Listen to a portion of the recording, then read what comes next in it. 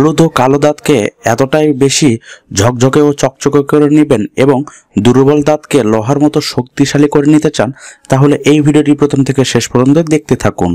Welcome বন্ধুরা, crazy Bangla টিপসের পক্ষ থেকে সবাইকে স্বাগতম। নতুন আরেকটি ভিডিও নিয়ে আপনাদের মাঝে হাজির হলাম আমি।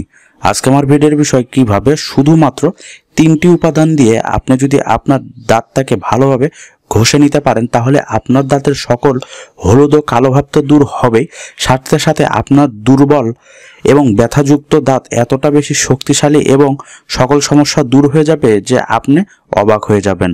বন্ধু, দাঁত এমন একটি সৌন্দর্যের চাবিকাঠি যা আমাদের মুখ তথা আমাদের পুরো শরীরের সৌন্দর্যটাই কিন্তু রক্ষা করে।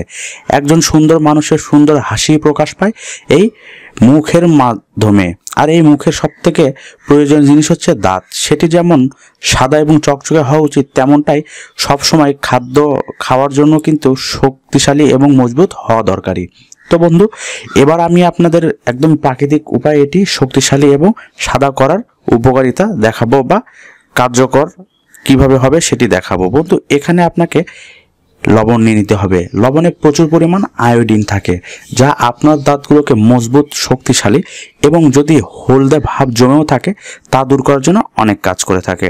তো এবার এর মধ্যে নিয়ে নিতে হবে হচ্ছে লেবু।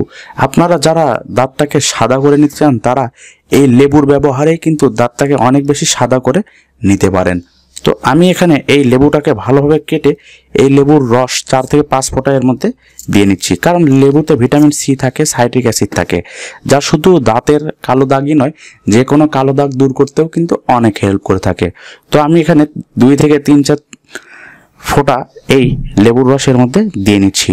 বন্ধু, এখানে আপনি এই 2টি উপাদান খুবই ভালোভাবে একত্রে মিশিয়ে নিন। এবার আমাকে যে উপাদানটি নিতে হবে সেটি হচ্ছে গাজর। বন্ধু, গাজর আমাদের দাঁত তথা হাড় সবকিছু মজবুত এবং শক্তিশালী করার জন্য কিন্তু অনেক কাজ করে থাকে। এই শীতকালে কিন্তু গাজর খুব সহজেই আপনি পেতে পারেন। তো এই শীতকালে অন্তত দাঁত সাদা রাখার জন্য এই গাজরের ব্যবহার আপনি করে নিতে পারেন। তো আমি একটি গাজর ঠিক এভাবে টুকরো করে কেটে নিয়েছি। এবার এই লেবু এবং লবণ দুটি ভালোভাবে মিশিয়ে এই গাজরের উপর নিয়ে নিচ্ছি।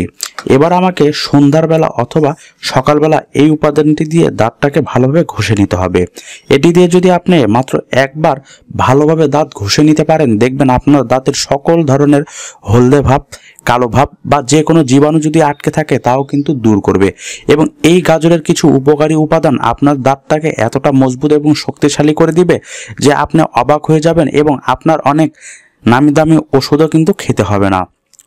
তো বন্ধু, এটি আপনারা ব্যবহার করে কেমন ভালো রেজাল্ট পেলেন তা অবশ্যই আমার কমেন্ট বক্সে জানিয়ে দেবেন। ভিডিও যদি এতটুকু হেল্পফুল হয়ে থাকে তাহলে অবশ্যই একটি লাইক আশা করি। অবশ্যই এ ধরনের ভিডিও বন্ধু বান্ধব এবং ফ্যামিলির সবার সাথে শেয়ার করবেন। নিত্য নতুন ভিডিও পেতে আমার চ্যানেলটি সাবস্ক্রাইব করে বেল আইকনটিতে ক্লিক করবেন। তো আজকের মতো এখানে আবার আসবো নতুন কোনো ভিডিও নিয়ে। ততদিন সবাই ভালো থাকবেন, ভালো রাখবেন। ধন্যবাদ সবাইকে।